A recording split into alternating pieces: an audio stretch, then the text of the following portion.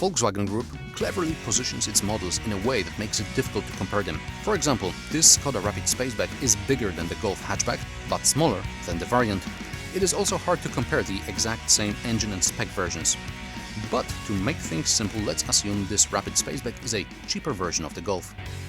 How much cheaper? This mid-spec model starts at around 17,000 euros, and there is also some 2 grand worth of extras on it. You get almost everything you expect from a decent car these days. There are heated seats, trip computer, Bluetooth hands-free set, and even climate control. The boot is 410 liters, that's bigger than in a Volkswagen Golf or Peugeot 308. And finally, somebody got the message. A car is a bigger shopping trolley with an engine. So you'll put your shopping in here and you'll need all these hooks and nets to secure all the stuff from flying around. This is brilliant. The Simply Clever slogan is reflected also in other places around the car. For example, there is an ice scraper hidden behind a fuel tank cover. In the door bin, there's a container for your rubbish. And in the cup holder, there's this rubber contraption which holds your mobile phone. In the back, there is plenty of headroom and legroom, even with the tunnel in the middle.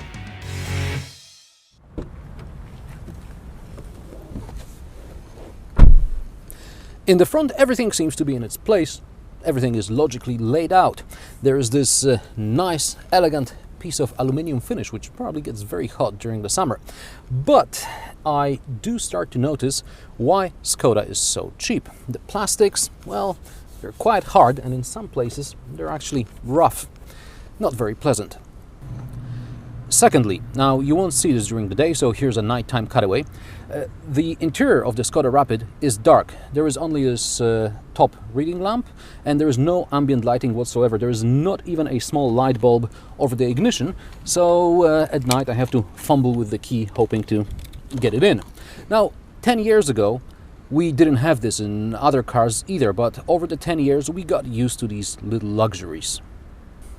Thirdly, and this annoys me greatly, the Bluetooth system seems to be not from this car. Someone added it at the last moment, because when I turn the ignition and the Bluetooth pairs with my phone, there's this sound, and the radio is muted for a couple of seconds, and the same happens when I turn the ignition off.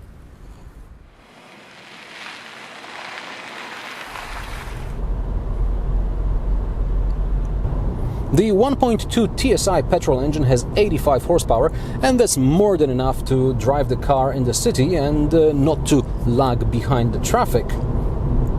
The gearbox has a short throw, and there's an eco indicator to help you achieve good fuel economy. Speaking of fuel economy, I managed to average around 7.5 liters per 100 kilometers in the urban cycle. Skoda promises 6.5 in the urban cycle and 4.5 in the extra urban cycle. And once you take the Rapid out of the city, well, it's becoming quite loud. The engine noise and the wind noise, they're becoming quite obtrusive. Sound insulation in this car is, well, it's not very good.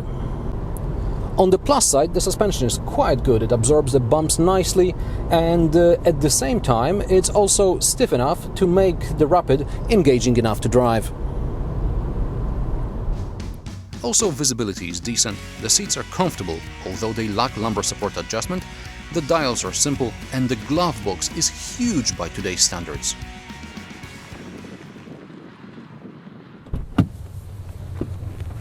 And when I open the door, I see this rusty nut. It's slightly better on the other side, but it's just a matter of time. Skoda Rapid Spaceback offers exactly what you pay for and nothing more.